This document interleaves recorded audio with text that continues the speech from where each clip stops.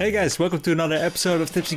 My name is Edwin, and this time I'm doing something that is out of my comfort zone, really, because I'm building a $50 budget deck. And we are entering a Commander tournament where we'll play against all the other decks with a $50 budget restriction. But with a catch, you're not building the deck for yourself, you're building it for someone else. So we're filling in a survey with decks we don't like, decks teams we like, and what kind of commanders we already have. Wait a couple of days and we'll receive it from someone else, and we are gonna build a deck for them. All right, so we waited 24 hours and we got our secret filly, which is called Tobias. All right, so Tobias didn't want Voltron, Infect, Stacks, Group Hug, and Land Destruction. Yeah, he doesn't like the most annoying things. I don't know why, Tobias. Come join the dark side. He has played a couple of commanders, most of which you probably know. AC, Landfall, Arcades with the Defenders, Imhotep from the 40k, Stang, the Voltron commander, Obeka with the Upkeep, Agar, the Giant commander, Ward is the annoying Storm in a really weird color, Min with all the illusions, Don Andres with the Pirates and Vehicles, Atraxa, maybe Super Friends, maybe Infect, and that's why he doesn't want it anymore. Shieldred, of course. Varus Rockeric, let's see. I know this one. Whenever you cast a multicolored spell, create a 4/4 golem. Ah, right, that's a cool one. Shintai, of course. Urtet, it's the mirror. Yeah, the 5-color mirrors with the untapper. Joda, the 5 colors, of course. Omnat, 5 colors. Zephyrus, the reanimator in Esper. Anawan, of course. And synergies, one of my favorites. All right, so the lazy man I am. Of course, I'm gonna start in Reddit. All right, so Reddit, what have you got for us? We've got Mr. Orvio, the Boulder. All right, that's pretty cool. We have Zada Hedron Grinder. That's pretty cool. Something really stormy and out of control. Has he done that before? He's not really done Storm. So we might try a Zada deck. Maybe you've seen the Command Zone episode. The guy went totally nuts with Zada. All right, Marco and Haldan, of course. That one is pretty nice. You could also do it with 60 lands. Some of your ramp pieces are gonna be even better if you play more land. We have a pretty cool suggestion in Tetsin, Gnome Champion. Whenever it or another double-faced artifact enters the battlefield under your control, mail 3 cards. You may put an artifact card from among them into your hand, and then it flips into the Golden Gear Colossus. When it enters the battlefield or attacks, transform up to one other target double-faced artifact you control and create 2 gnomes. So why this is a good budget deck is the double-faced cards are expensive most of the time because, yeah, it can do 2 things. So both of the things are gonna be or pretty moderate or really expensive. So that's why you usually don't play the double-faced cards in Commander, but that's in let you flip them without paying the mana cost. All right, so what I'm going to do, I am going to pick this Tetsin Gnome Champion. I have seen it on the battlefield only one time. That time the guy had so much fun that I think Tobias is going to like this one as well. So the lazy man I am just going to duplicate it. I am going to include all the card tags. I am going to give it my own name, and of course I'm going to change it. I'm not just going to hand over this deck to Tobias. I'm going to update them all to cheapest. I'm going to want the tags. All right, as you see, a lot of untagged cards, so I'm just going to tag them all the way I want them to. All right, so everything has given a tag. As we can see, we have a lot of categories. We have some ways to give power to our creatures. Card advantage pieces, we have ways to copy our creatures. We can give it haste. We have some ways to finish. We have 19 double-faced artifacts. I put 1 into considering because I really dislike the card. But we're gonna need at least 25 to 30 double-faced artifacts. We're definitely going to add some of those. We do not have enough lands. We have some pingers. We have some way to protect ourselves. This one gives ward to legendary permanents, and this one flipped says whenever the opponent casts a spell during their turn, they can't attack you, and if they attack you, they can't cast spells this turn, so they're probably not going to attack you. Then we have 10 ramp pieces, which is amazing, but we also have 12 pieces that I like to call ramp harder. They do not give you instantly more mana on the board, but maybe in a later turn, or they give you discounts like this enthusiastic Meganaut, or on a later turn with Matsalanti. If you have a lot of permanents in your graveyard, you can get a lot of mana. So with the ramp harder and the ramp, we probably want to be around 12 pieces. So a lot of pieces have to go there. We need a little bit more removal. We have some tokens, token makers. We want some ways to blink. And since we do not have a lot of protection pieces yet, I will just put the blink kinds into the deck so we can protect ourselves from board wipes. Alright, first off, let's go to EDH rank. I'm going to put it on budget. So most of the double-faced cards we will already have seen. Ooh, so this one is pretty awesome. Redress Fates. It just says return all artifact and enchantment cards from your graveyard to the battlefield for 8. But with the miracle, we can also have it for 4 mana. But 8 is not too bad as well, since we are going to have a lot of card advantage and some ramp as well. So let's just add that one. Golden Guardian. It can fight another creature, and when it dies, it becomes transformed. Then it can add 2 mana of any color, or make a golem. I definitely like this one. I haven't seen it in here, so it's coming with us. Alright, so this Arsa gives artifact creatures +2/+2. And I can also make a token that's a copy of target artifact I control. So that is pretty cool, because we can transform Tetsun, then make the copy of the Golden Gear Colossus, let the original Golden Gear Colossus die. The new one enters, of course, so we can make 2 1/1 gnomes, and then we can cast Tetsun again, but just for the front, so we can still have our card advantage. Alright, so this Wonder Glyph also gives us 2 +2/+2, and each upkeep makes a gnome, but I see it's 10 euros. That's too bad. Oscar is pretty cool, because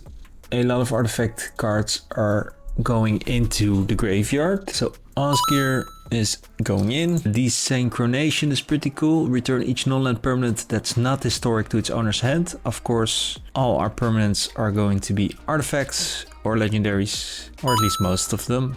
Alright, we still need some ways to give damage to our board. This one, ends to be tapped. Choose a card type. Expel can be cast without paying its mana. Okay. But we do need to craft it, because just flipping it means we have no cards exiled with it. So do we want to pay 6 so we can cast artifacts on later turns for free? Not really. Ooh, this Jackdaw is pretty fun. Whenever you do combat damage to a player, you may discard your hand. If you do, draw a card for each artifact you control. This way we can have a lot of artifacts in our graveyard, and with some ways to recur. That could be pretty fun. Mechanized Production is a card, of course. We're going to make a lot of gnome tokens, so we could put this on a gnome and then you win the next turn. I do not know if Tobias likes more win the game cards, but I'm going to add it in, and Des can just put it out whenever you want. I want this. Do we want to burn someone for all the artifacts that enter? That's pretty cool. Sure, guys, pretty cool. Ooh, with Daredi we can get stuff from our graveyard back. Let's add Daredi. Yeah, that's pretty cool. Yep, that's pretty cool. Let's add Arabella so we can do some more damage. We can add Emry for some more recursion. Joyra could go absolutely nuts in this deck. Elish Norn would go absolutely nuts in this deck. If we have the budget, we might try and add that one. Is absolutely nuts. Kappa Cannoneer could be pretty cool as a beatdown effect. And we could add a Dance of the Mans as a finisher. Now let's quickly add some land, just so we are on the right amount. Going to fix it later. Alright, so we have added all the pieces that we like. We have 10 cards too many, but at least we have the right amount of lands now. We still have about 10 ramp pieces too many, so if we just got those, we're on the right track. But we do not have enough board wipes. We do not have enough protection pieces. We do have more ways to finish it now.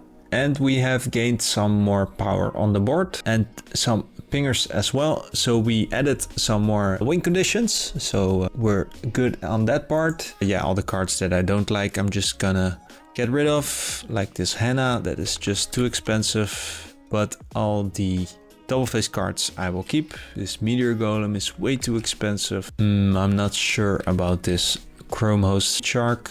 I do want ways to make tokens, so Psy can stay. Alright, the removal was good.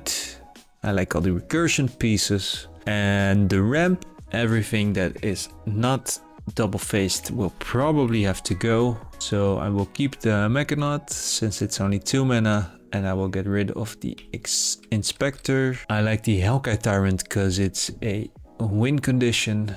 The Anvil is really, really good. The Simulacrum has to go. So now we're stuck with the cards that we like. Maybe we can get a few talismans out.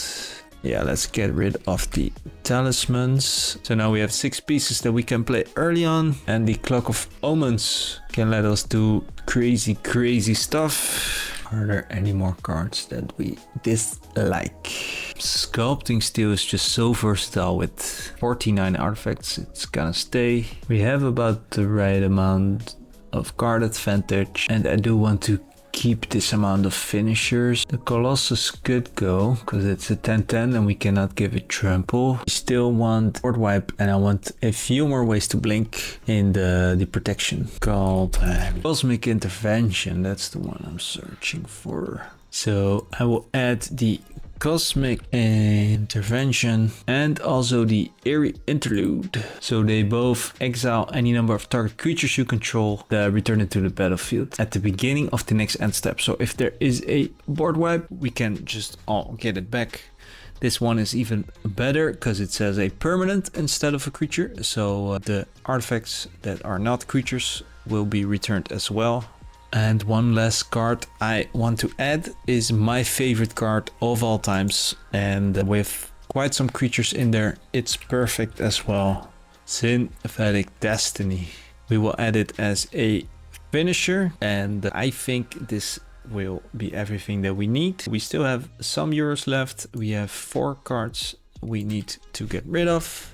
And Synthetic Destiny, I will call it Protection as well, which is quite expensive for 6 mana, but it says at the beginning of the next end step as well. So if there is a board wipe, you can just play it, exile the creatures you control, and get a lot of new artifact creatures. As we said, we needed to get rid of some ramp. I want to keep those. So we have 7 finishers. I think we can get rid of the Hellkite Tyrant.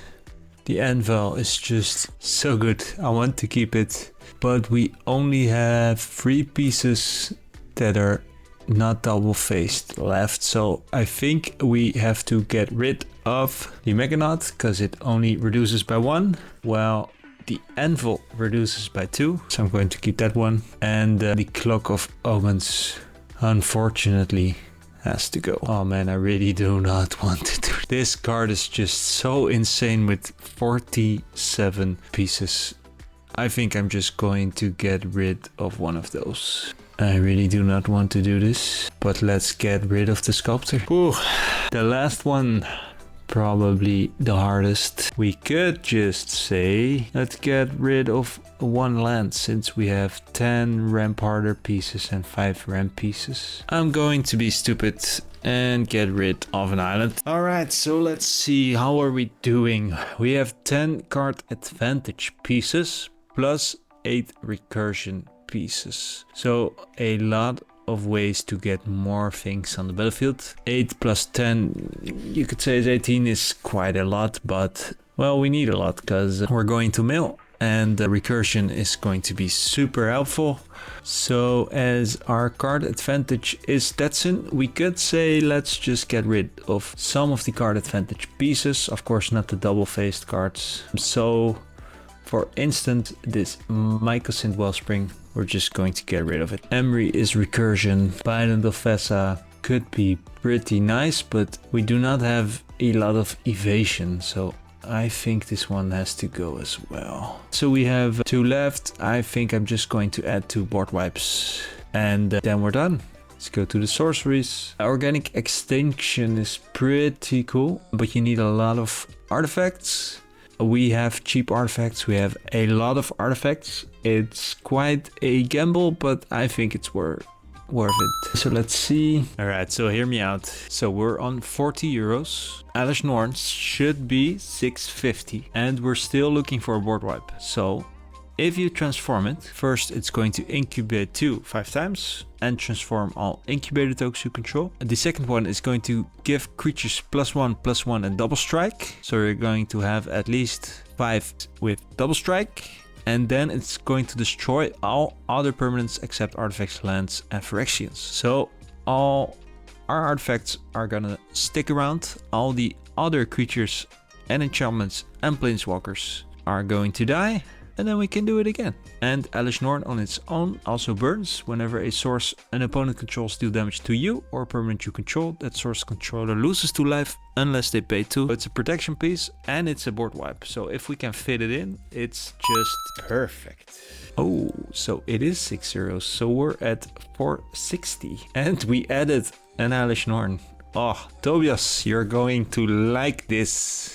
One last thing I'm going to do is increase the mana base or the land base. Of course, we could just put it like this, but there are a lot of tap lands and there are still like more than 25 or what is it? It's 24 base lands, so that's way too many. I'm just gonna do it the way I always do it with mana gathering. So Monastery is already there. These are all the tap lands. Then we have the pain lands. They're usually not too expensive. Let's see. We're just gonna add them and at the end get rid of the most expensive ones. Tap land, finger, slow life lands. Not too great in EDH. So we still have a lot of basics. So we might play the reveal lands. Let's see how expensive they are. Around 15 to 20 cents. All right, so the filter lens would do great. Let's see. We can get a Mystic Gate in there. Oh, 250. That's too expensive. Cascade Bluffs. 160. It's too expensive. And a Rugged Prairie. It's under the €1, but we're over budget, so we'll have to cut. The slow lands are gonna be too expensive. These are definitely going to be too expensive. We might try the Nimbus Maid. The Horizon lands, I thought they were quite expensive as well.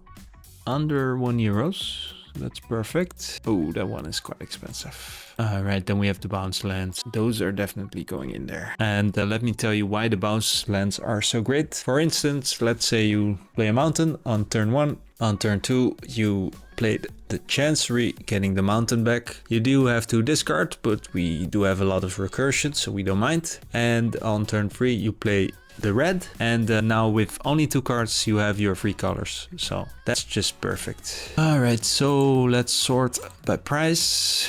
So the island is the most expensive one, then the prairie. I want to get rid of just all the tap lands, and oh, those are artifacts. That is pretty cool, right? Yeah, all the evolving wilds, their morphic expanse. Then I like the scry lands.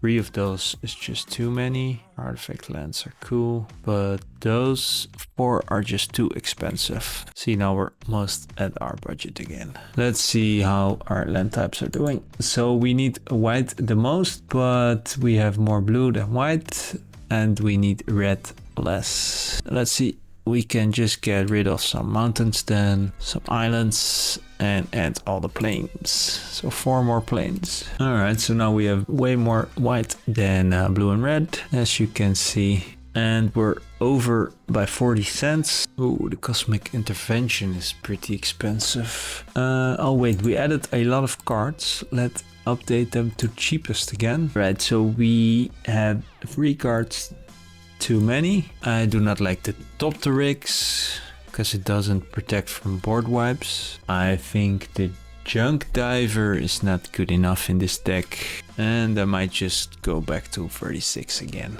All right, now we're done.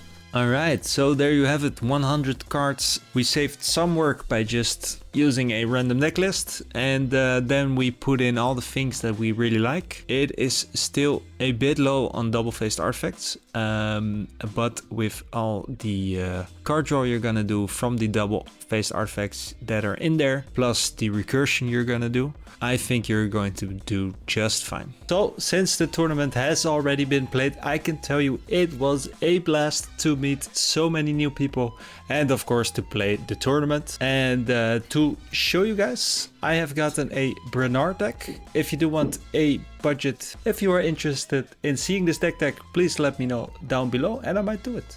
See you next time.